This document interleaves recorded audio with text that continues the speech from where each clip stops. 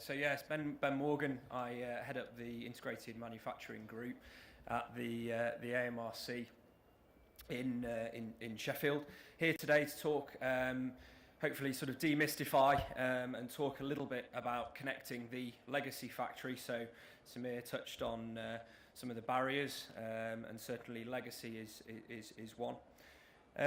I thought I'd just start really just give a quick introduction to the AMRC for those of you who aren't aware of what we do. So Advanced Manufacturing Research Centre, we're part of one of the, we're one of the 7 high-value manufacturing catapults.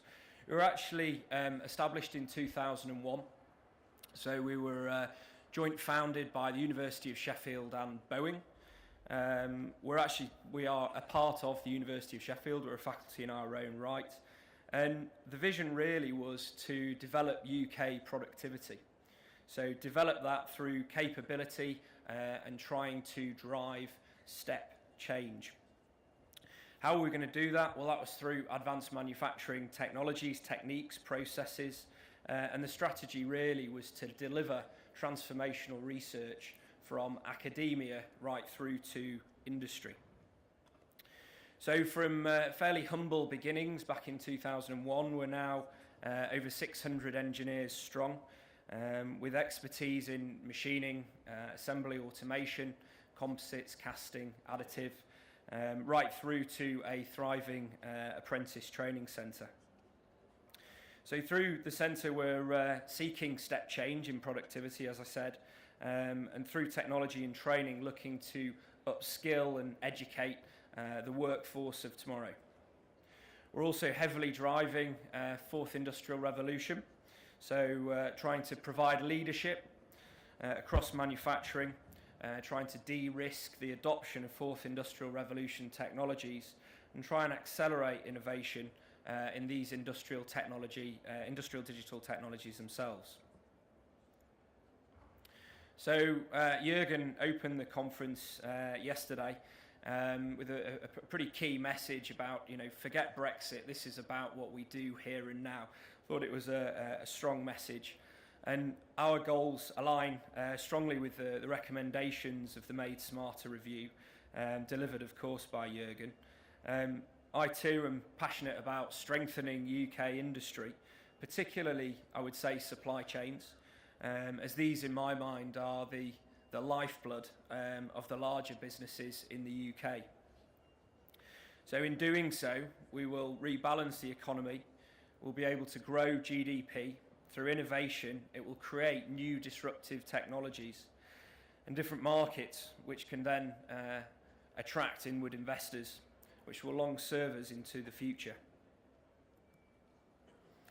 So, bit of a quick poll.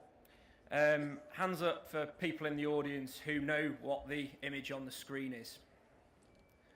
Go and shout it out. Is it up? It's not a Bridgeport. Close. It's a Colchester Bantam, but marks for trying. I like that. It's a close-up of a Colchester Bantam. It's a lathe. It's a go-to starter lathe in the 1950s.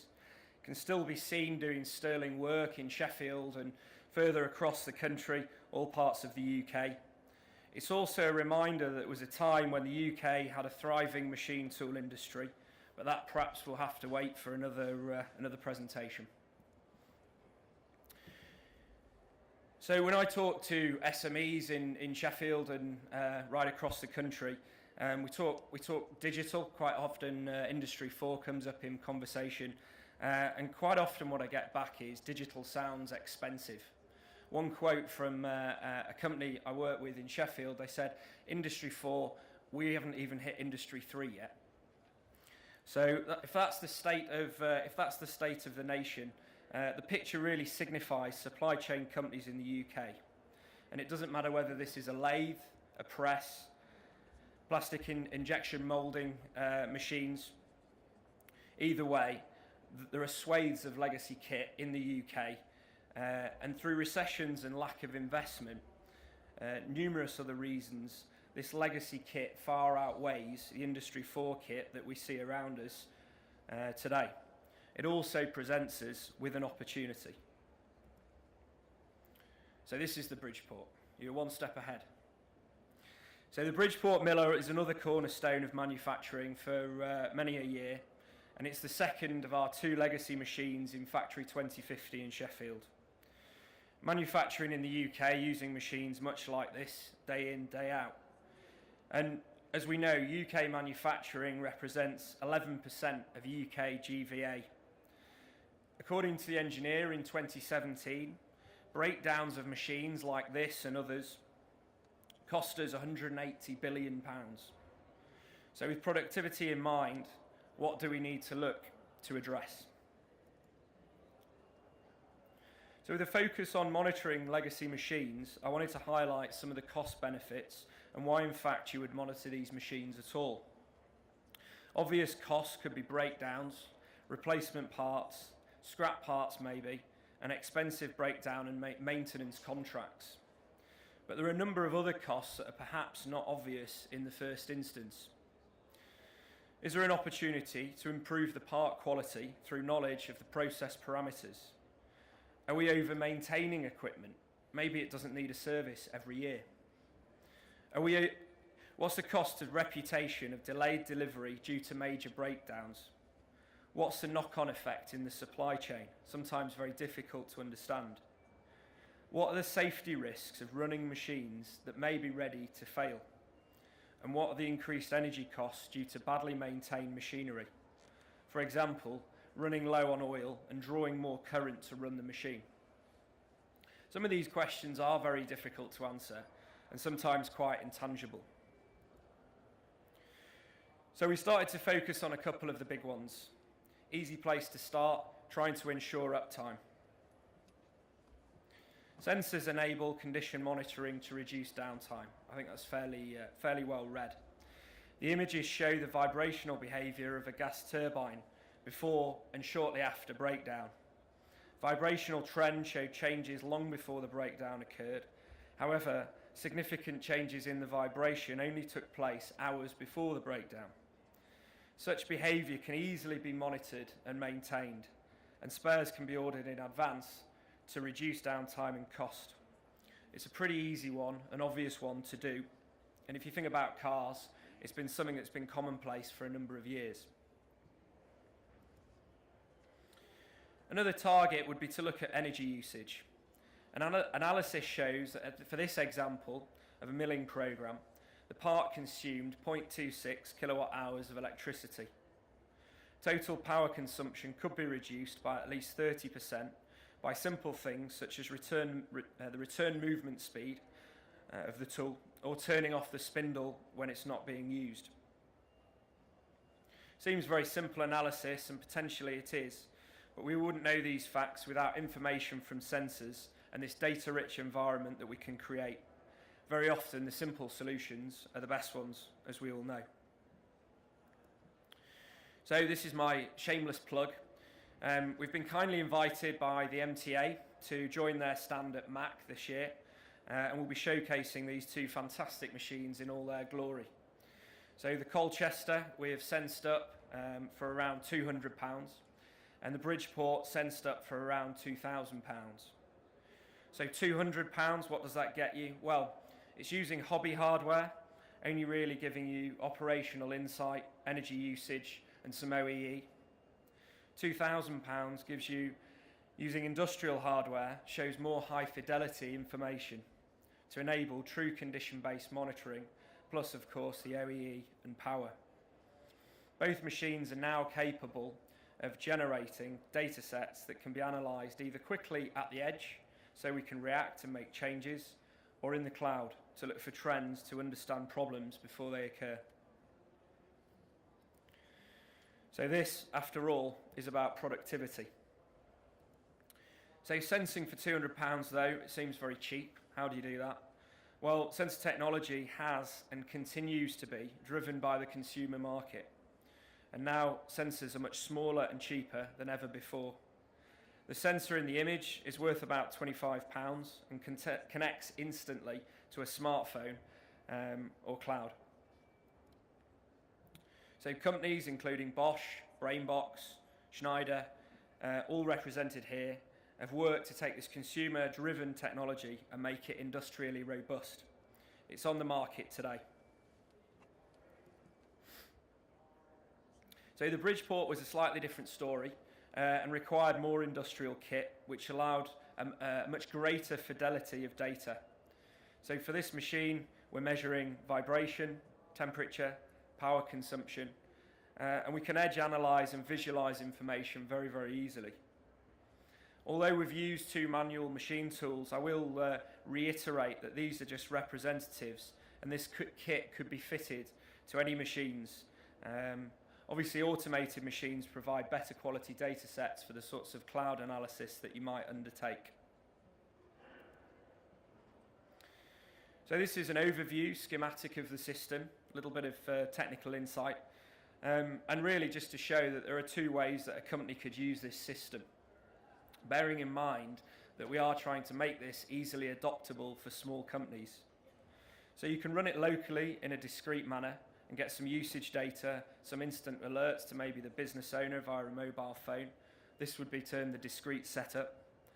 Or run it in a cloud in a more complex setup where there is much more potential for analysis. Companies looking to integrate with a wider system would also need to consider enterprise architecture, and that was something that was touched on by IBM yesterday. The real beauty of this system is the real-time information, knowing when the machine is being used and building up a learning of what's going on the shop floor, developing the single source of truth. Systems of information rather than islands of automation. Finally, this is an example of the sort of dashboard that information might be delivered via a phone or maybe a tablet. It could be delivered through more advanced wearables such as Microsoft HoloLens, something we're working hard at developing it up in the AMRC, which has potential to contextualize the data on the machine for hands-free maintenance on the shop floor. For bigger companies, it can be delivered instantly, of course, throughout the world. So clearly the technology is set to be very powerful within supply chains, helping suppliers maintain uptime, as well as understanding capacity and quality of the part as it moves towards the OEM. It will give a great deal of transparency, and there's some interesting supply chain talks yesterday that covered this area. These technologies also give options to use legacy machines in new business models, maybe as assets in manufacturing as a service, or to suppliers, new suppliers to the market, offering machine uptime as a service. So, in summary, we're working very hard to reduce the barriers of adoption of these technologies, which could be beneficial to lots of different businesses, both large and small. Quick wins could be OEE, energy, predictive maintenance, and the value of which could be huge alone. Perhaps more importantly, improving the understanding of process will allow us to produce high quality parts right first time, scrapping less. Greater information at a factory level will revolutionise the way supply chains work, offering a single source of truth, and in turn, this technology will give us new business models. So I hope you found this talk very interesting, and thank you very much for listening.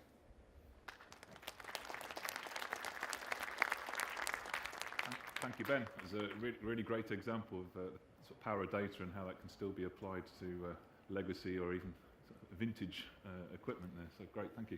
Do you have any questions for Ben? If you raise your hand, we'll get the microphone to you. Just down here, please. Could you say who you are and where you're from, please? Steve Newman from the University of Bath. Ben, I think the opportunities with what you're presenting is excellent, and thanks for this morning. Thank you.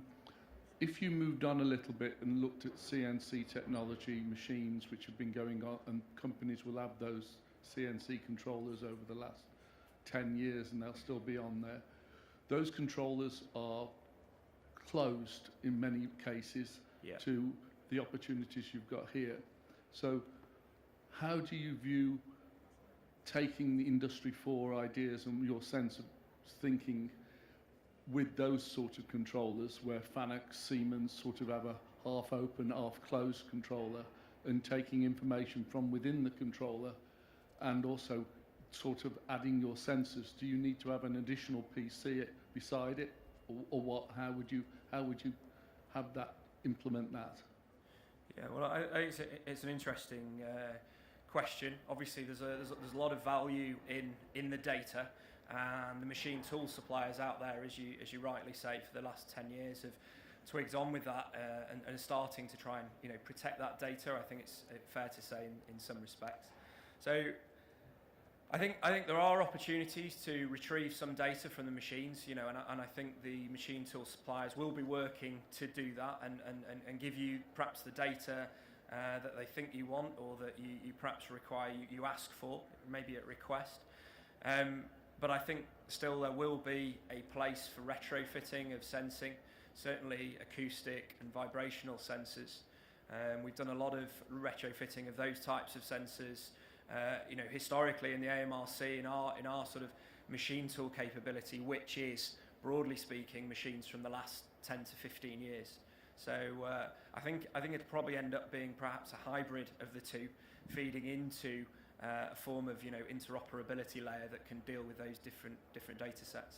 Okay. Thanks, Ben. Thank you. Thank you. Do you have any other questions? Yes, at the back there, please, behind you. It's Andrew Gordon from BAE Systems. Yeah, just to build on that question on the open data, I think that's critical, because a lot of manufacturers at the moment have proprietary systems, and in terms of building an ecosystem for the actual company, they don't want to be locked into one supplier, Schneider, Bosch, Siemens. And also about exchanging, the presentation from ADS about exchanging down the supply chain, that's quite critical. And you're going to need open data protocols to exchange up and down the supply chain. So I think it raises a question around how do we drive sort of more open standards in this space? Because I think otherwise companies could be locked into proprietary systems and not being able to sort of get the value across the whole end-to-end supply chain. Yeah, well, I agree entirely with that comment. I think it is about standards, and it's about having this openness, because as you say, the more machines and the more automation, the more connectivity we have, the more data we're going to want to in order to optimize them and harmonize them as an entire system. So I think it's absolutely critical. Okay, good point. Thank you. Any other questions? We've got time for one more. No? Okay, well, thank you very much, Ben, for that presentation. Thank you. Cheers.